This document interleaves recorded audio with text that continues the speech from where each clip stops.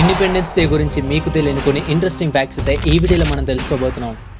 అనాఫిషియల్గా మన ఇండియాకు independence day వచ్చింది 18th July 1947లో. బట్ మనకు అఫీషియల్గా ఇండిపెండెన్స్ డే వచ్చింది మాత్రం August 15, 1947లో.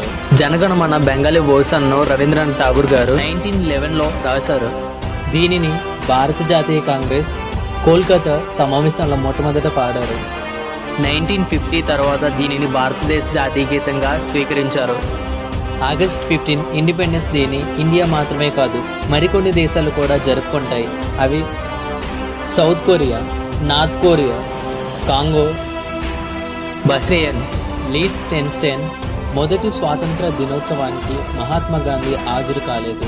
విభజన కారణంగా ముస్లిమ్స్ మరియు హిందూస్ మధ్య బెంగాల్లో మత హింస ద్వారా సాక్ష్యం ఇస్తూ కోల్కతాలో రోజంతా నిర్వహణ దీక్ష చేశారు.